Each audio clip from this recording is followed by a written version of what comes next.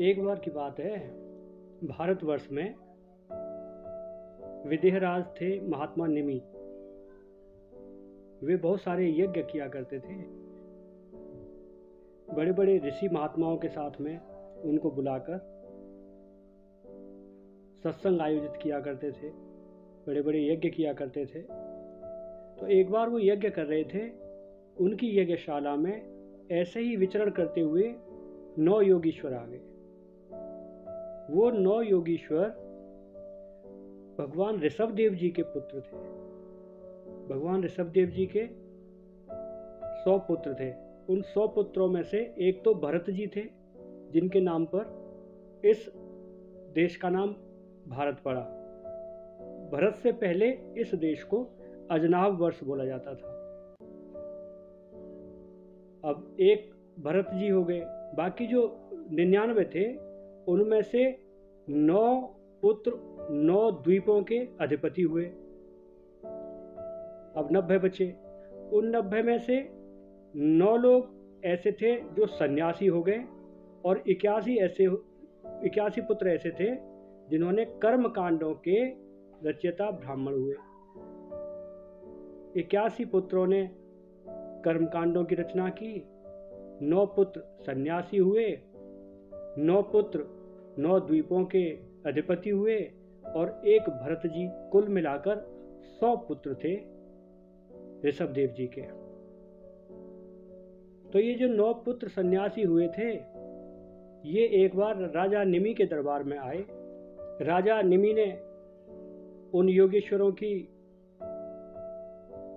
अर्घ आदि से पूजा की, उनको बिठाया, भोजन कराया और फिर उनसे प्रश्न किया। राजा निमि ने पूछा कि हे योगीश्वरों, आप भगवान के परम भक्त हो, मैं आपसे ये जानना चाहता हूँ कि मनुष्य मात्र के लिए परम कल्याण का स्वरूप क्या है और उसका साधन क्या है। तब उन 9 योगीश्वरों में से एक योगीश्वर थे, उनका नाम था कवि। उन्होंने निमि से कहा कि भक्तजनों के हृदय से कभी दूर न होने वाले भगवान के चरणारविंदों का नित्य और निरंतर पूजन करना ही मनुष्य के परम कल्याण का साधन है। और अगर स्वरूप की बात करते हो तो भागवत धर्म ही उसका स्वरूप है। इसलिए तुम पहले भागवत धर्म को समझो। भागवत धर्म का अनुसरण करने से मनुष्य कभी विघ्नों से पीड़ित नहीं होता। नेत्र बंद करके दौड़ने पर भी, अर्थात अगर विधि विधान में त्रुटि हो जाए तब भी उस मनुष्य का अहित नहीं होता। किसी भी कारण से मनुष्य के आचरण में, मनुष्य के कर्मों में कोई त्रुटि हो जाती है तो भगवान की कृपा से उस त्रुटि से मिलने वाले पाप नष्ट हो जाते हैं। इसलिए भगवान का ध्यान, भगवान का पूजन, भगवान का चिंतन करना ही परम भागवत धर्म है। भागवत धर्म को मानने वाले के लिए किसी एक नियम में बंधना जरूरी नहीं है। जरूरी नहीं है कि वो किसी एक ही नियम का पालन करे। वो शरीर से, वाणी से, मन से, इंद्रियों से, बुद्धि से, अहंकार से अनेक जन्मों अथवा एक जन्म की आदतों के स्वभाववश जो जो करे वह सब परम पिता परमेश्वर को समर्पित करता चले। यह सब उन्हीं भगवान नारायण की माया है, उन्हीं की लीला है, उन्हीं के द्वारा कर्म किए जा रहे हैं, करवाए जा रहे हैं और हो रहे हैं, ये उन्हीं को समर्पित हैं। ऐसा विचार करता हुआ जो मनुष्य इस पृथ्वी पर रहता है वो भागवत धर्म का पालन करता है और इससे उन कर्मों के बंधन से वह नहीं बंधता। उन कर्मों के बंधन से वह मुक्त हो जाता है। हे राजन, सच पूछो तो इस आत्मा से अलग, भगवान से अलग कोई दूसरी वस्तु है ही नहीं। इस दूसरी वस्तु का न होना और इसके होने का आभास होना और उस आभास का चिंतन करना, यही मनुष्य को बंधन में डालने का मूल कारण है। इस संसार में जितने भी कर्मों के संबंध में संकल्प विकल्प किए जाते हैं, यह सब संकल्प विकल्प मन के द्वारा ही किए जाते हैं।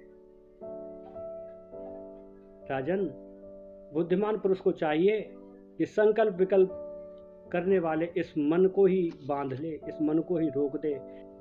ऐसा करते ही उसे परम पद की, अभय पद की प्राप्ति हो जाएगी। संसार में भगवान के जन्म की, उनकी लीलाओं की बहुत सारी कथाएं प्रचलित हैं। उनको सुनते रहना चाहिए, उनके गुणों और लीलाओं का स्मरण करना चाहिए।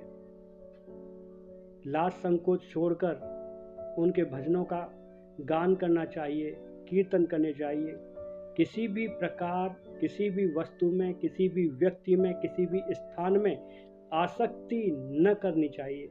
इस प्रकार का जो भी व्यक्ति व्रत ले लेता है, उसका मन उसके वश में होना शुरू हो जाता है, उसका हृदय द्रवित होने लगता है और वह साधारण मनुष्यों की स्थिति से ऊपर उठ जाता है।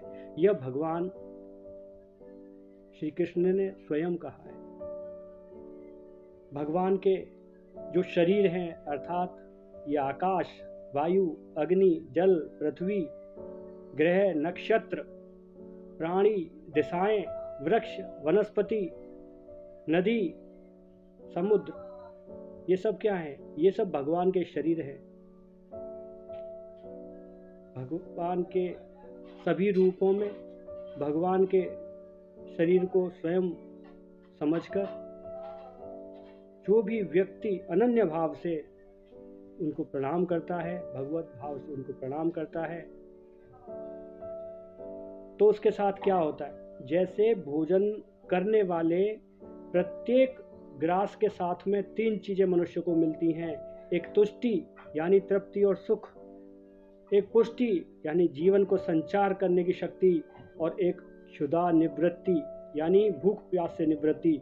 ये तीनों एक साथ हो जाते हैं। उसी प्रकार हे राजन, भजन के प्रत्येक क्षण में भगवान के प्रति प्रेम, उनके प्रेमास्पद प्रभु के स्वरूप का अनुभव और उनके अतिरिक्त अन्य वस्तुओं में वैराग्य, ये 3 चीजें भी मनुष्य को एक साथ ही प्राप्त होने लगती हैं। अर्थात भगवान में प्रेममयी भक्ति, संसार के प्रति वैराग्य और अपने प्रियतम भगवान के स्वरूप की प्राप्ति, ये सब अवश्य ही प्राप्त होते हैं। वह मनुष्य भागवत हो जाता है, और जब ये सब प्राप्त हो जाते हैं तब वह स्वयं परम शांति का अनुभव करने लगता है।